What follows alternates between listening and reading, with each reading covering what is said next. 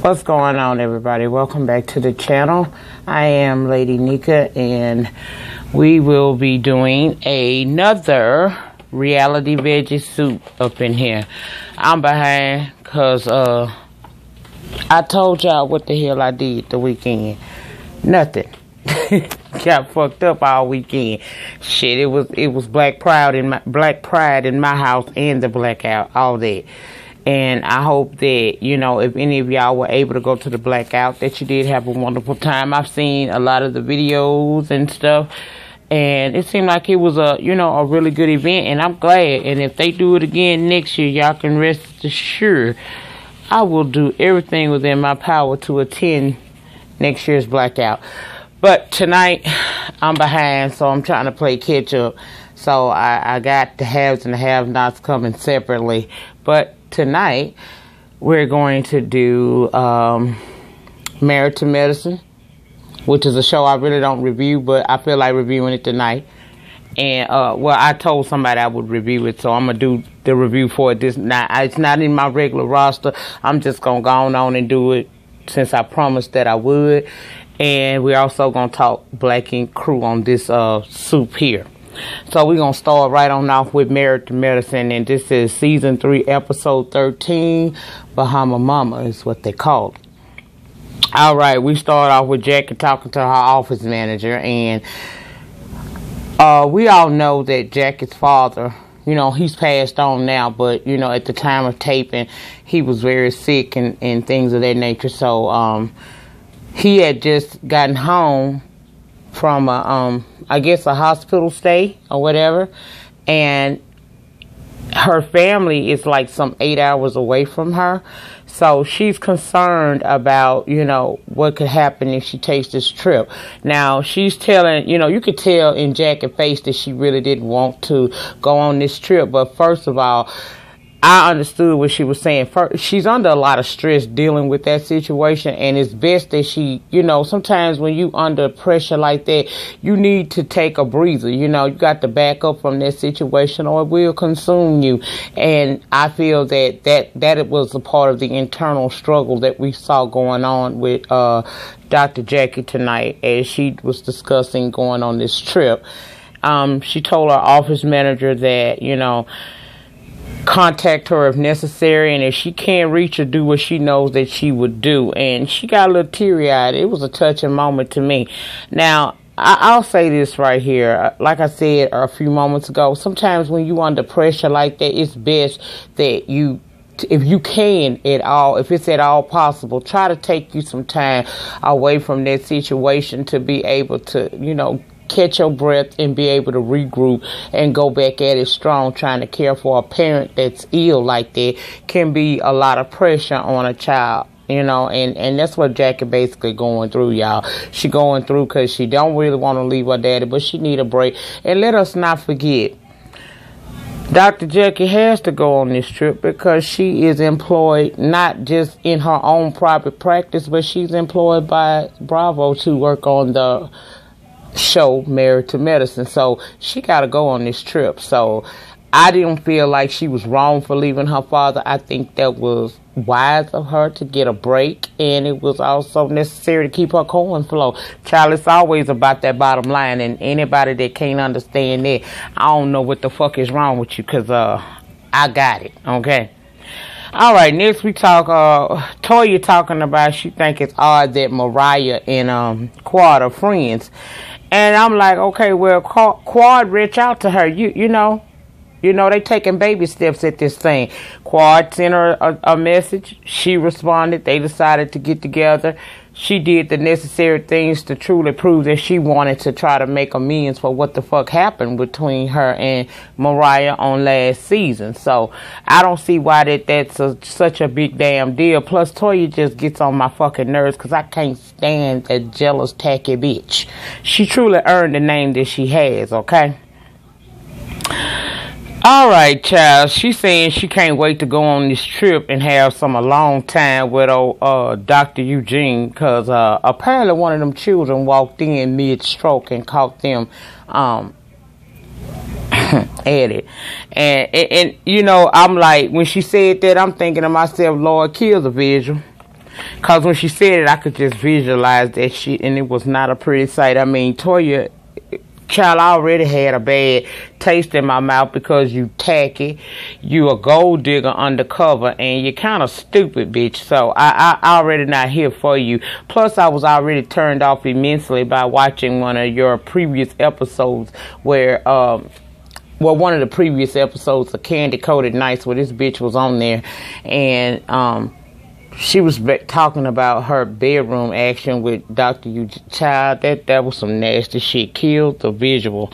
But anyway, let's go over to Quad's house, and her and Dr. G getting ready to go on the trip. And Child, he excited than a motherfucker because he can't wait to get Quad behind them damn closed doors on that island so he can start banging that box. He got a lot of passion in him built up for the wifey, and he let her know, no pajamas, we doing lingerie on this one, honey. And Child, when they got there, they disappeared too, so that means he must have had been, he was, That's how you go on a trip, Dr. G. I was here for you. Y'all know he couldn't wait to get up in Quad and try to see if he can throw some seeds up in her. You know he want a baby. So, next we go on over to Mariah, and she going on this trip too, which I don't blame her because, shit, I'm the reason why you hoes got this second bottom line. For Toya, it's her only bottom line if you don't count her husband's income.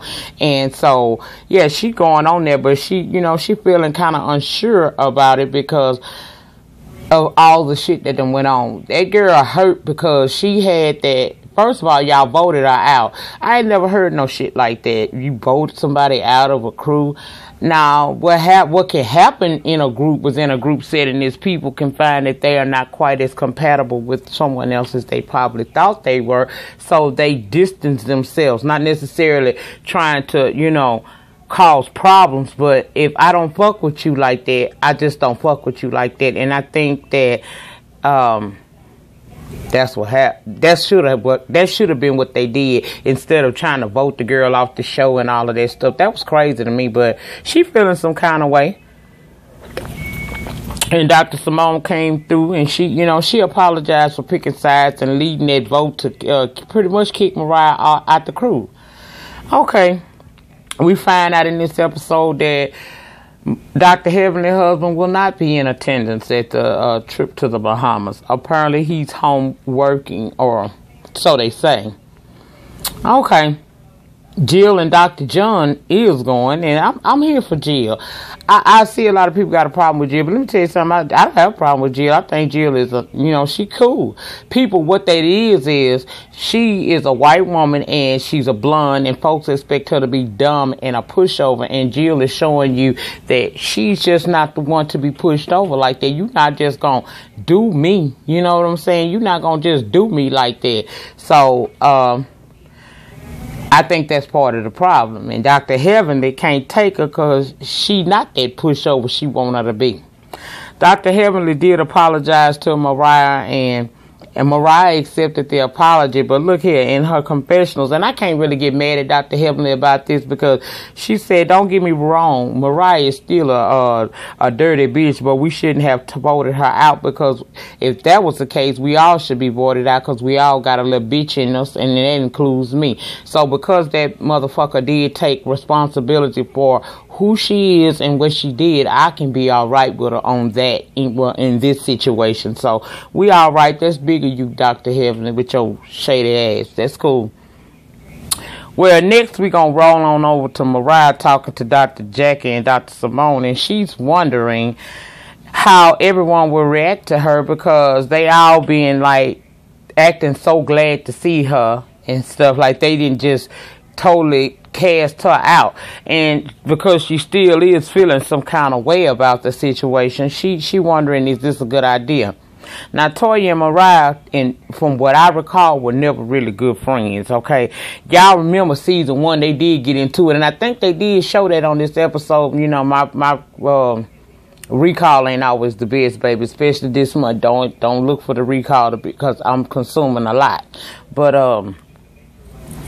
I remember that season 1 where they had that fight and Mama Lucy and everything got involved in it. And side note, Mama Lucy did suffer a stroke recently. Now she's recovering, but I I want to say and ask that you all uplift that woman in prayer, because we all kikiing and joking about how they care out on this show, but at the end of the day, this is a human being, and she suffered a medical emergency, and for that, I can understand that, and I can also send my prayers out to Mariah, her mother, and their family, that she has a speedy recovery. So, best wishes to you, Mama Lucy. You all right with me, girl. You got the spunk I hope I still have when I get to be your age.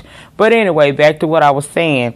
Mariah and Toya not really friends, but Toya saying she did send the girl a message, and just like Quad did, but you sent it a month later, and considering they aren't that good of friends, she felt like that was a nice enough gesture. Well, Mariah felt like she could have reached out more, and she apologized, She felt like Toya should have reached out and apologized. Well, Toya not gonna apologize because she don't feel like she did nothing wrong. And if she truly feel that way, all right then, bitch, whatever. I don't get it, child. Toya just a messy, jealous bitch. Anyway, this bitch, the entire episode that I watched on Sunday night, Toya she started most of the shit that was going on this episode, like with Jill. Now, Jill, this is the only thing I have to say to you. Girl, I'm trying to be here for you, but you act like you're a little slow when it comes to realizing Toya also is a rat. Now, you done already clocked Lisa for who she is. You need to clock Toya too, because if you think back, Toya the reason why you got your ass handled last episode by Dr. Heavenly by saying that your husband had told Heavenly's husband to fuck you. Now here you go again talking to Toya dirty ass yet again, and Toya is going to take the shit back if she can and cook up any kind of drama that she can kick up, okay? So you gotta be careful of bitches like her. She one of them kind that is just start shit with you for no fucking reason. And she also the type that will fucking listen to all your tea and wait for the opportune moment to bring that shit up and start some shit. So this is why I felt like Jill shouldn't have had her ass over there talking to Toya about the situation, but she was. And Toya asking her, did her husband really tell Dr. Damon, fuck you? And Jill go on to say that she don't think that he said that literally, but body language wise, she feel that probably what he was saying. And Toya talking about, well, see, now she done switched the story up, like she ain't a pathological liar her damn self. One can always spot the other, and I can tell you the truth. And I don't think that Jill is as big a liar as fucking Toya is, but like I said, in this scene, I wasn't here for her doing all that talking. You, girl, when a motherfucker done beat you once, why would you continue to tell this bitch in the tea? I wouldn't have told her nothing. When she brought that shit up, I would have told her, look, I'm not even going to discuss this because it went too far last time, and I'm going to keep it moving with that. I'm not going to continue to talk to the bitch. I'm just not going to do it. I wanted to throw a muzzle on Jill's mouth in that moment, because I'm like, girl, you still talking to the bitch that's she going to fuck over you if you keep doing this. Well, anyway, she want to keep talking to old tech ass Toya, but I hope she know that hoe ain't loyal.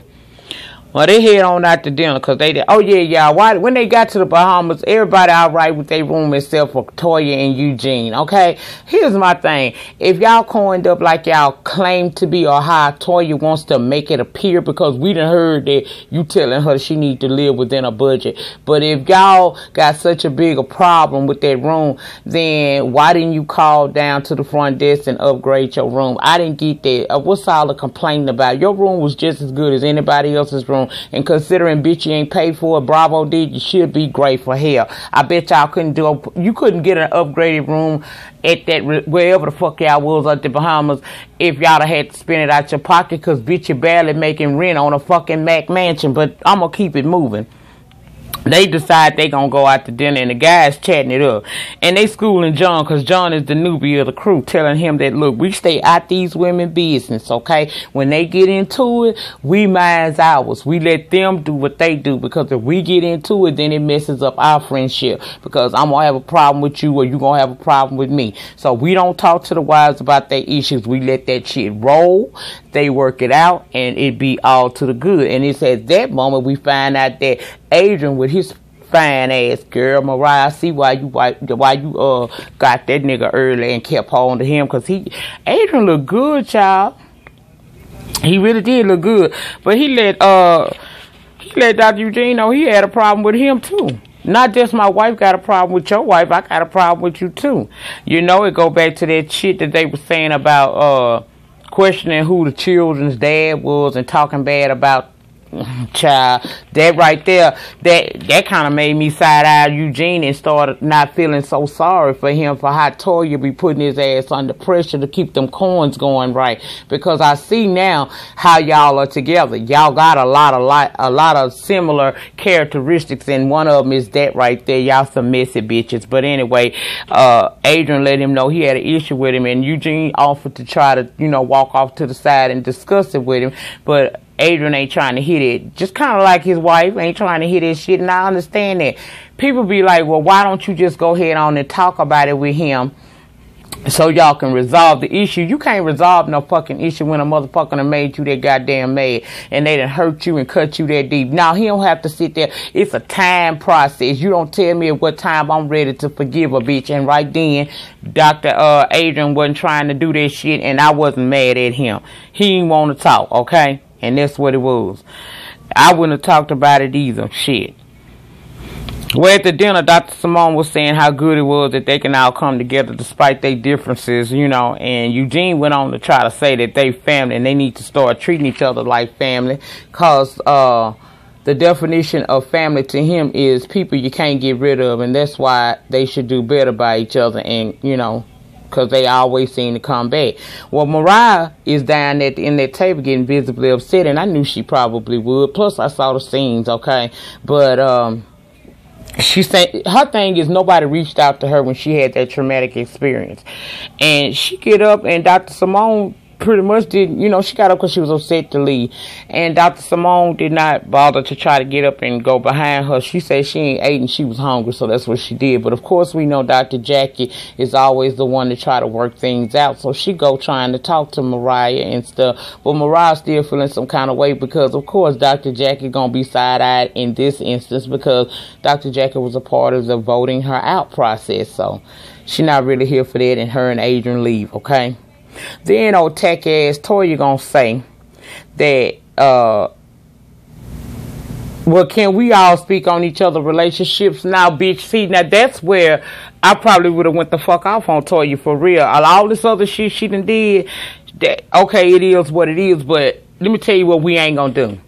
There's a couple things we not gonna discuss unless I'm with you on that level. And it's very few people I'm with on that level. We're not gonna discuss my kids, and we goddamn sure ain't gonna discuss my relationship because I ain't in no relationship with you, so ain't nothing for us to really discuss.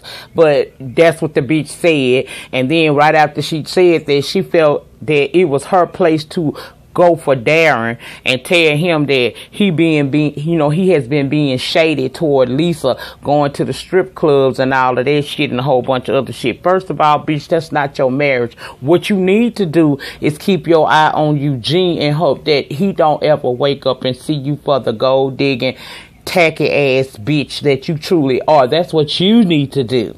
But you over here trying to chastise this man about his marriage. Now, I understand keeping with the theme of we quote unquote family. But bitch, let me tell you something. Even in my family, within my family circle, we ain't gonna get too deep on my personal relationship. I'm not gonna get in yours, and I ask you kindly not to get into mine. And these ain't no relationships, these are marriages. So I felt like she was totally out of line to ask that woman, can they talk about their relationships, and then target that man like that.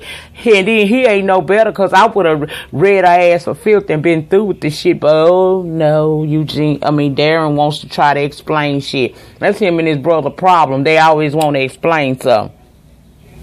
And when they explain it, make it worse. Now this motherfucker gonna say, had he known she was going to the strip club, he would have told her about that. And Dr. Simone's husband caught that immediately, as did the rest of us in the viewing audience. So, bitch, what you saying is, if she had never gone to the club, she would never know nothing about this because she would have never brought it up. Child, every episode this man does something, him or his wife, that further makes me believe what Damon Wayne said, and that's all I'm going to say about that because I don't feel like having no conversations with motherfuckers down in them comments. I'm going to believe what I want to believe. You believe what you want to believe. I don't have a problem, with you believing that Dr. Darren didn't do whatever you feel he didn't do. And please don't have no problem with me when I say what I say, which is I fucking believe Damon Wayne, and I'm done with that shit. But any damn way. Well, next thing you know, Jill did what I love to see her do, which is not back down to a bitch on this panel because she's deemed a white blonde dumb one. See, Heavenly always want to call a bitch dumb, but ain't nothing dumb about this girl. Now, she might be psychotic because the bitch will cut you in herself too, but she's not fucking dumb, okay, at all. Okay, well, Jill chimed in saying Lisa was at the strip club passing out her card like a pyramid scheme. Child, when she said that bitch was passing that card out and it was a pyramid scheme, I felt like, y'all know I like a little shade in this, and that was straight shade in her face, and I was here for her. I damn near wanted to high-five the girl through the damn screen, okay? Let me make it clear. I ain't got no problem with Jill. Jill alright by me. She doing what I feel like she should do. She earning her spot on this damn show, and she not letting nobody fucking punk her. She over here on Married to Medicine doing what Kim Zolciak did over there on the Real Housewives of Atlanta. Only thing about it, whereas Kim is a scared bitch, Jill ain't, okay? And that's how I feel about it. Well, Heavenly, once again, feeling like that's an opportune time for her to jump in and try to attack Jill in some kind of form because she can't seem to let the shit go. Bitch, while you worried about Jill, you might want to be a little bit concerned about why your husband didn't come on this trip. And what he doing. Now, a nigga can tell you he working all day long. Are you sure? Miss Relationship Expert? She gonna tell that woman talking about, don't you think it's disrespectful to call how she made her money a pyramid scheme? And I was here for Jill when she said hell to the no. Well, Dr. Simone was tired, child. She ain't want no more, so she brought that shit to an end right then. And they on their way back from the dinner, honey. And Lisa and Jill still continued to go for each other. And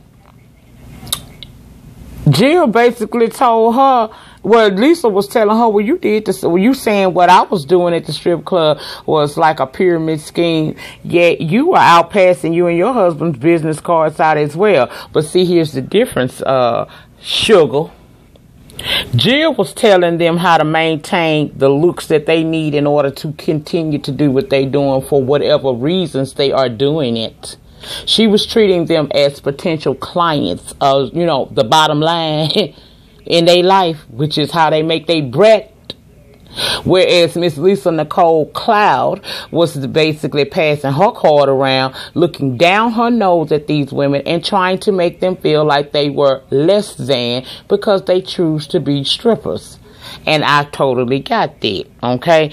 Every episode, like I said, this woman and her husband do something that further proves what Damon Wayne and Marvielle have said about how Lisa view people. She looks down on her nose at a lot of people, and that's pretty much how that episode came to an end. And now, we are going to move on to the Black Ink Crew, which will not take me very long. We're going to start off with Puma and Kwani. Basically, Puma was at that park, that dirty, wet-ass park, and he is upset that Med has pretty much took the option of, close the shop down. He told me he could buy it if he got the money, but honey, he's talking about it ain't worth it. It ain't worth it, and you was just, you was so into this shop that all of your social media stuff, you was putting the, what was it, Ink 124 or whatever, you was hashtagging it, you was going up for Ink 124, said you was the owner and everything previously, but now it's not worth it. No, that's nigga words for I can't afford it. That's what the fuck that was, okay? Okay. Well, Quan is saying that, you know, he can't trust them folks and, you know, they not his friends and all of that. And all she's saying that because if she wants to carry her ass to Atlanta, and that might be a good idea for them because it look like they can't maintain. Because she looking worse and worse every episode. She did not look like that when we first encountered Quan, and now she's starting to look like she in the house self-medicating herself too. Now, the thing of it is, while all of this shit has been going on, Puma failed to realize the one important thing that he overlooking. You got a wife and a child. You're not thinking about your wife and child when you around here acting a goddamn fool like you've been acting over some shit with Caesar. Y'all let this shit go way too far. And just being honest, even though I'm not here for C's in a better position than you are to be that way. You're really not in the position to have that type of attitude. And Med wasn't against either one of y'all because he offered both of y'all the opportunity to buy the shop. But you broke, so that's why you feeling that way.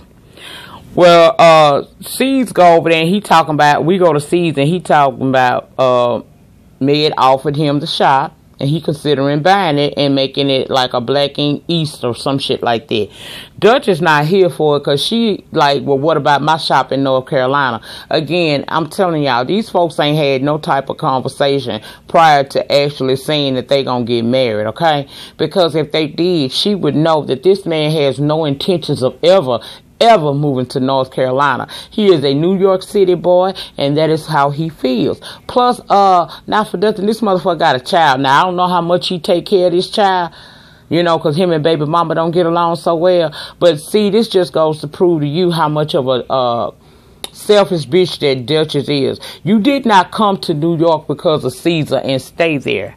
You came to New York to get your feet out there in the tattoo artist business. That's why you really came. Now, while you was there, you fell in love with C. That's not his motherfucking fault you fell in love with him if your original plan was to move. She feel like because they done fell in love, he automatically gonna want to move down to North Carolina because that's her dream to go down there and open up her shop and raise kids. So, bitch, you'll take him away from his child so that you can move him down south where it's not going to be as easy for him as it is in New York because he's already made a name somewhat for himself there. You want him to be coming to North Carolina where he don't have no affiliations, nobody to help him out, and just start off on a new business, and also take him away from the child that he already have to come down there and live with you and run this business and have babies with you. Okay, now do y'all see why I don't like this hoe? I ain't here for her. They not even on the same page, and I doubt they get married. Well, Sky trying to get folks to talk to Puma because his social media posting was saying that things like, you know, he was lonely and stuff. And her thing is they were all friends at the first, okay? They were all friends before all this shit happened. So why they not friends now? And she just telling them that they should try to work past their, you know, their issues and see if they can repair the friendship. Well, Sky herself has some insecurities, you know. She does. We've seen them, but I like Sky, okay? I'm not going to talk down on her unless you give me a reason. And Sky basically is, she go to see this doctor about she finna buy her some booty. Because we all know she ain't got no booty, right?